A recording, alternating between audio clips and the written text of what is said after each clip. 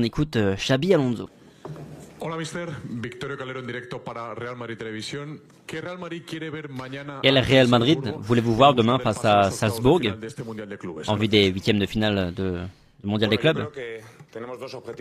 Moi, je pense qu'on a deux objectifs pour demain. Évidemment, le premier, c'est de gagner, terminer premier du groupe. Et puis, sur le dernier match, malgré le fait qu'on était en infériorité numérique, on a eu de bonnes sensations, on a fait un bon match. Et aujourd'hui, on veut le faire avec 11 joueurs pendant 90 minutes, en commençant bien le match face à un adversaire qui va être exigeant, dynamique. Et on sait qu'on est dans la phase décisive, c'est le dernier match de groupe. Et l'objectif, c'est de passer sur le tour suivant en étant premier. ¿Qué tal, Xavi? Buenas noches, Javier Herrera de la cadena SER. Quería preguntarte por Rodrigo, titular. J'aimerais te poser une question par rapport à Rodrigo, titulaire sur le premier match, absent sur le deuxième. Est-ce qu'il y a un problème physique? Est-ce que c'est une décision technique? Comment est-ce que tu le vois? Comment tu le vois? Je le vois bien, Rodrigo, avec envie. L'autre jour, c'était une décision technique. Mais Rodrigo continue à être important et on va avoir besoin de lui sur ce mondial. C'est un joueur spécial et je pense qu'il va avoir un bon rôle dans cette compétition. Question par rapport à une phrase que l'on débat sur le plateau del Chiringuito.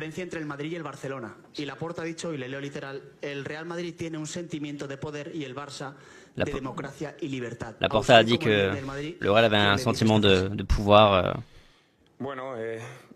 et le Barça de démocratie. Moi, je ne veux pas entrer dans ce débat non plus, mais oui, nous aussi, on a ce sentiment de liberté, de démocratie et aussi de pouvoir. Donc, je pense que ça va des deux côtés.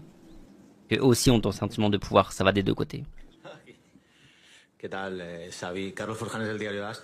Te quería preguntar, dentro del parte médico, por Kylian, ¿no? Que esta mañana se ha ejercitado, ¿no? Question, petit point médical, Xabi Alonso. Par rapport à Mbappé, il n'est pas dans la liste. Comment va-t-il? Je me réjouis de l'avoir vu sur le terrain aujourd'hui. Et ces premiers jours où il était sur le terrain, où il a couru un peu, il n'a pas suffisamment récupéré. Il a encore un petit point de faiblesse pour pouvoir jouer demain. Avec un niveau compétitif. On a discuté ensemble après le match et on a préféré qu'il reste pour récupérer, pour que si l'on passe pour les huitièmes, qu'il soit disponible. Il est encore dans un processus de récupération, il n'est pas encore dans un état parfait pour jouer demain. Hello, Xabi. In English, please. French media, 90 Ilias Peters. There are two other French players who are missing for tomorrow, Ferland Mendy and Camavinga. Can you tell us Question sur les Français, Mendy et Camavinga.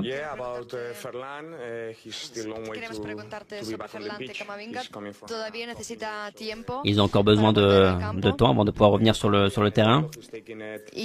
Par rapport à Ferland Mendy et par rapport à Eduardo Camavinga, il récupère bien, il avance rapidement. Il travaille chaque jour un petit peu plus avec le reste de l'équipe. Je ne sais pas s'il sera disponible pour les prochains matchs, mais on espère le voir de retour bientôt. C'est un joueur avec beaucoup de talent. Un top joueur, on a besoin de lui.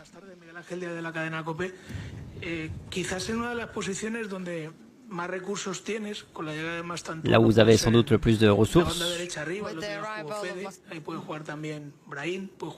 c'est devant à droite, avec Brahim Diaz, Mastantuono, Rodrigo.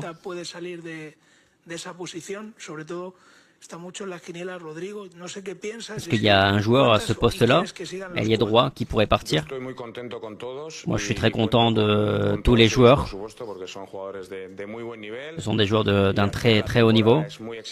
Et la saison est très exigeante. On va avoir 50, 60 matchs à jouer. Donc on a besoin d'un effectif complet avec une rivalité saine au sein du groupe. Moi je suis content d'avoir ces joueurs-là. Question par rapport à Hussein. Après l'avoir vu pendant 2 matchs complets, on a l'impression que le Real Madrid a signé un joueur pour les 15 prochaines années.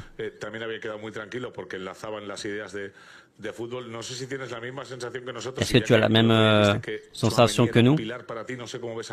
L'autre jour, tu as dit que Tchouaméni était un pilier. Est-ce que Hysén aussi? Oui, c'est un autre pilier, assurément. C'est un joueur qui a démontré déjà avec la sélection, qu'il a démontré avec nous sur ces 2 matchs, que ce soit durant les matchs, mais aussi au quotidien. Il se fait aimer, respecter pour ses qualités et pour l'importance qu'il a. Oui, c'est une grande recrue. On doit le soutenir. On doit aussi le presser un peu parce qu'il ne doit pas se relâcher. Il a encore une marge de progression, mais oui, je suis très content de l'avoir avec nous.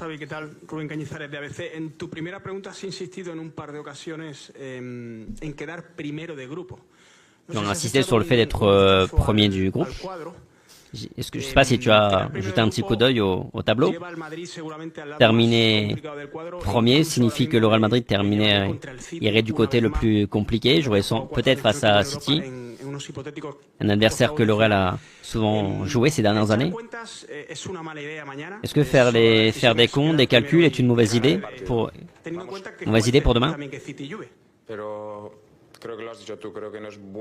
Mais je ne pense pas que ce soit une bonne idée d'aborder un match en se disant on va pas gagner. Je pense que c'est un mauvais message pour tout le monde. De planifier quelque chose qui n'est pas clair, un objectif qui n'est pas d'y aller pour gagner. Non, c'est dans la tête de personne et évidemment, je ne suis pas aveugle, on a bien vu le tableau, mais on va gagner. Et on va gagner.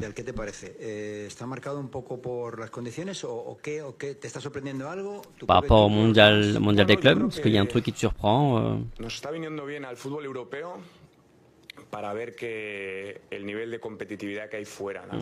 On peut voir aussi qu'il y a un bon niveau de compétitivité en dehors de l'Europe aussi. Parce qu'évidemment qu'il y a d'autres conditions qui entrent en ligne de compte. Mais on voit des équipes qu'on ne voit pas forcément au quotidien, qui travaillent bien, qui sont bien préparées et qui évoluent à un bon niveau. River Plate joue très bien. Les Brésiliens, les équipes brésiliennes aussi, évidemment. Donc comme je l'avais dit,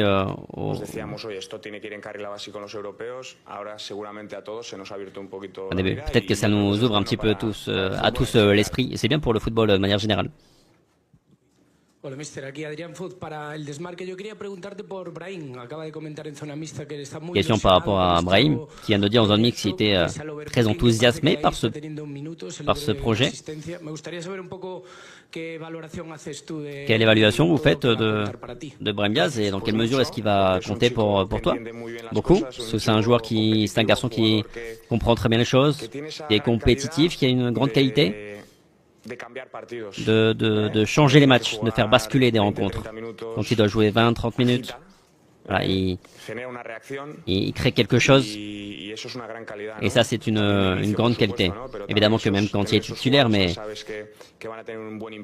c'est un joueur que tu sais que quand il va entrer, il va avoir de l'impact. Et ça, c'est très important. Et au quotidien, c'est top. Il s'entraîne bien. Je suis content avec Brahim. Et je sais que, qu'importe... Dans tous les cas, je peux compter sur lui.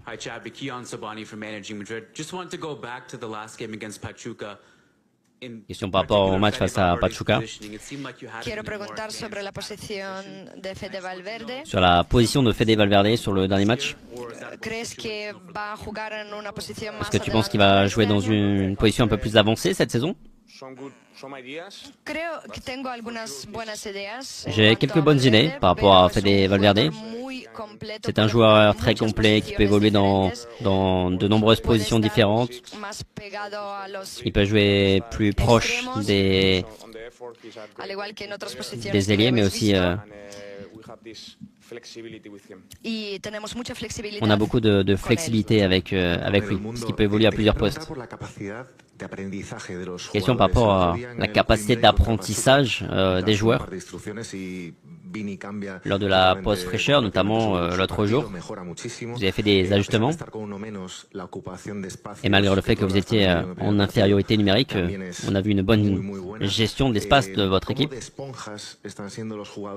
Comment est-ce que les joueurs, comment est-ce que tu vois les joueurs en train d'apprendre, telle une éponge, d'absorber les idées, tes idées?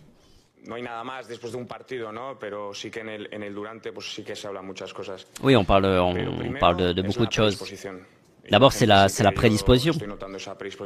Et je note que la prédisposition du groupe de vouloir évoluer, d'apprendre, de s'adapter à cette nouvelle étape avec ce nouveau staff, entraîneur nouveau, avec ces choses que l'on évoque au quotidien. Et après, les joueurs sont des mecs, des joueurs au top niveau. Donc c'est plus facile ainsi. Quand on explique quelque chose, même avec un papier, ils comprennent rapidement les concepts. Il y a du travail au quotidien. Après, il y a des choses qui vont être ancrées en eux progressivement. Y esperemos que nos queden unos cuantos más y luego para la temporada. Thank you. Jonathan Tannenwald of the Philadelphia Inquirer, the local newspaper here. Welcome back to Philadelphia, to the stadium. I know you've been here, played here before.